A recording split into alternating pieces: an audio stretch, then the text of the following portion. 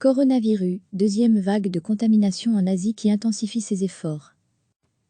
De la célèbre plage australienne de Bondi Beach aux rues de New Delhi, à travers toute l'Asie, les autorités ont intensifié ce week-end leurs efforts pour ralentir le coronavirus, alors qu'une seconde vague de contamination est enregistrée dans des régions qui pensaient l'épidémie sous contrôle. Des mesures visant à restreindre les déplacements ont été prises par différents pays, comme en Malaisie, où l'armée a été déployée pour imposer le confinement. Le nombre de cas enregistrés en Asie a dépassé les 95 000, soit un tiers des cas de Covid-19 enregistrés dans le monde, selon un décompte effectué par la en dehors de la Chine, où plus de 80 000 personnes ont été contaminées après l'apparition en décembre du premier cas de nouveau coronavirus à Wuhan. La Corée du Sud est le pays d'Asie le plus touché avec plus de 8 500 cas. Alors que le nombre de personnes porteuses du Covid-19 en Chine n'a cessé de baisser ces dernières semaines, d'autres pays voient les bilans s'alourdir. La Thaïlande a enregistré dimanche une soudaine hausse, avec 188 nouveaux cas, laissant planer des doutes sur les chiffres recensés par ses deux voisins, la Birmanie et le Laos, qui ne font état d'aucun cas.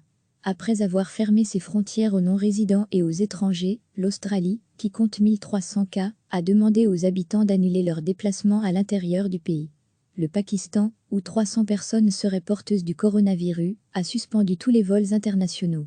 Des millions d'Indiens ont été soumis dimanche à un couvre-feu national à titre expérimental, dans la lutte contre cette pandémie qui a déjà fait plus de 13 000 morts dans le monde. Le nombre de tests de dépistage a été augmenté dans ce pays d'1,3 milliard d'habitants, où 320 cas ont été recensés, un chiffre qui serait largement sous-estimé. L'Organisation mondiale de la santé, OMS, a appelé l'Asie du Sud-Est à mener une lutte violente contre cette épidémie, redoutant qu'elle ne conduise à l'effondrement de systèmes de santé déjà fragiles. Dans les pays où l'épidémie semblait maîtrisée, les autorités font désormais face à une deuxième phase de contamination, notamment liée aux personnes rentrant de l'étranger. Singapour a interdit aux visiteurs de courte durée de se rendre dans cette cité-État densément peuplée, après une vague de cas importés, qui a porté à 432 le nombre total de cas recensés. À Hong Kong, où le pire semblait derrière, le nombre de personnes contaminées a presque doublé la semaine dernière, de nombreuses personnes retournant dans le centre financier. Recevez chaque matin l'essentiel de l'actualité.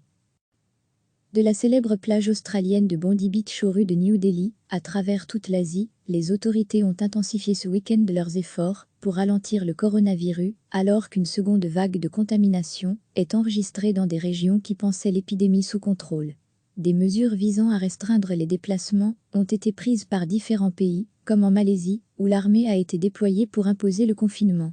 Le nombre de cas enregistrés en Asie a dépassé les 95 000, soit un tiers des cas de Covid-19 enregistrés dans le monde, selon un décompte effectué par la en dehors de la Chine, où plus de 80 000 personnes ont été contaminées après l'apparition en décembre du premier cas de nouveau coronavirus à Wuhan. La Corée du Sud est le pays d'Asie le plus touché avec plus de 8 500 cas.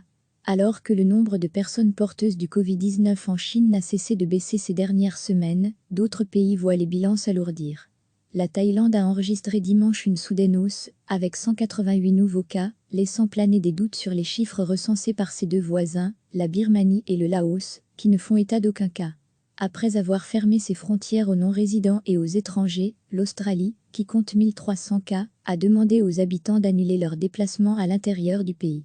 Le Pakistan, où 300 personnes seraient porteuses du coronavirus, a suspendu tous les vols internationaux. Des millions d'Indiens ont été soumis dimanche à un couvre-feu national à titre expérimental, dans la lutte contre cette pandémie qui a déjà fait plus de 13 000 morts dans le monde. Le nombre de tests de dépistage a été augmenté dans ce pays d'1,3 milliard d'habitants, où 320 cas ont été recensés, un chiffre qui serait largement sous-estimé.